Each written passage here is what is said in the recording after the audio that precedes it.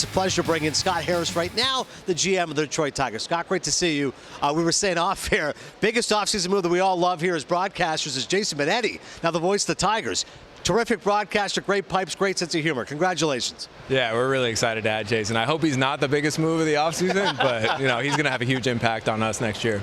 Well, look, I know your starting pitching's been. You lost E-Rob, but you signed Maeda, you Schoolbull, and Mize. And can you talk about Manning? Can you talk about your young group and what you expect? Yeah, heading into next year, we felt like we had a pretty deep collection of young starters. We felt like they're really talented, but we needed some veteran presences in our rotation. I've been around a lot of really talented pitchers in my career. I often ask them, what helped them take that next step in their career. One of the common themes is, I had this veteran that showed me the ropes. I had this veteran who led by example. He taught me how to compete for every rep, how to command all my shapes in the zone, and how to just really compete at a high level. We're hoping that Kenta can do that. We did a lot of homework on him. We feel like he's going to be a great presence for our young guys. Are you done? You think has E-Rod got a chance of coming back? I don't think we're done for the offseason. We feel like we're in a much stronger position with our pitching depth, but we're always looking for pitching. We can never have enough.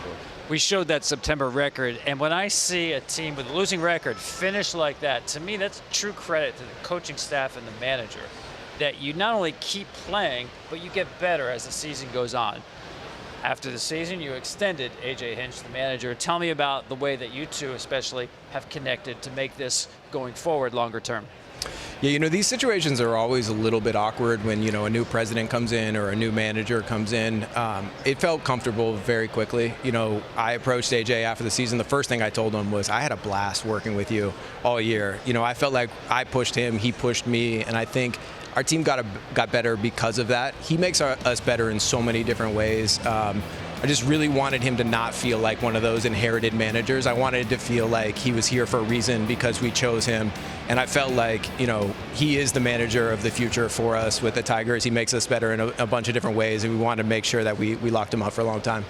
Jake mentioned Casey Mize. He's a guy I love, Scott. I've talked to him before in the past. One of the things I liked him is he throws a splitter, and that's such an old school pitch, and he has such confidence in it. Where is Mize in his development? Because I still think he can be a really bright pitcher for your team.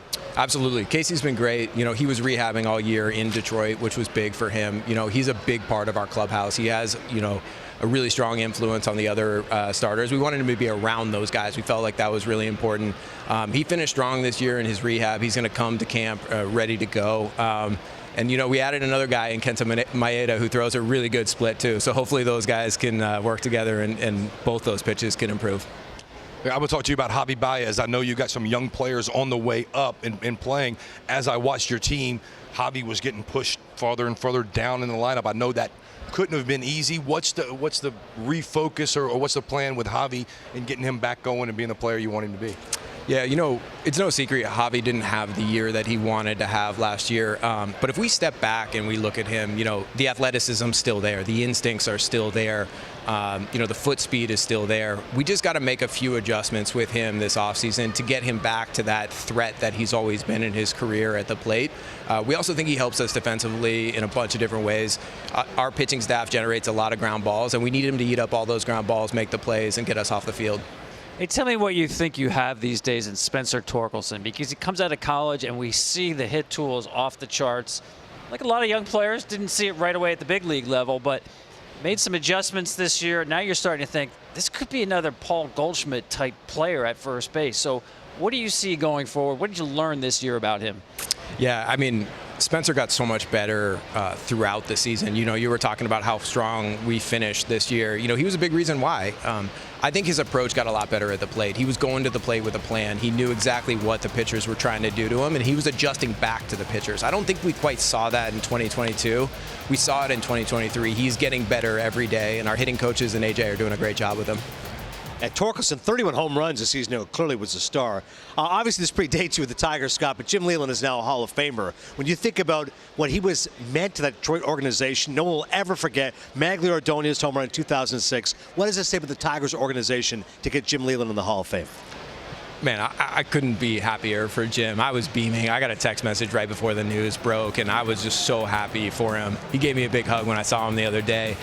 Personally, I talk to Jim a lot. He's been very generous in his, time and advice for me. We get to watch games together a lot, and everyone watches games from a slightly different perspective.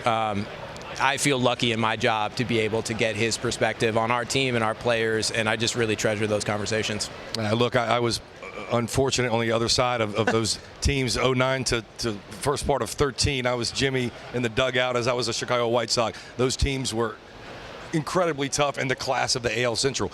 The AL Central seems like a winnable division. You guys, on paper, I like to think that going into spring training, winning the division is certainly a goal. Yeah, I mean, my mentality when it comes to all that stuff is we just got to focus on ourselves. Right. You know, we got to get better this offseason. We've already gotten better by adding Kenta Maeda and trading for Mark Canha. We felt like, you know, we have some young players in the big leagues. We have more young players coming. How do we surround those young players with guys in the clubhouse who can lead by example? You know, in Mark's case, we wanted someone in our lineup who can grind out at bats, who can fight for every pitch, who can never give in to the pitcher, because we wanted that to be the example that we set for these young hitters when they get to the big leagues, so that we can establish that sort of organizational hitting identity that's going to help us, you know, restore our place in the AL Central as you know, a threat every year. Just to follow up on that, I always believe the key moment in culture building is when you go from believing you're good to knowing you're good. Where is your club, especially the young players, on that arc? You know, sometimes it doesn't matter when you're really young. Sometimes you just don't know any better. I was around some really young teams in Chicago who just didn't know any better. And so, you know, I think it starts with talent. We're going to be really talented next year. And, you know, we're going to get to Lakeland. We're going to have a really competitive camp, and we're going to see, you know, how it all shakes out. Thinking positive, and clearly got a lot of reason to be positive right now. Scott Harris, President of Baseball Operations, Detroit Tigers. Thanks so much, Scott. Appreciate it. Thanks, guys.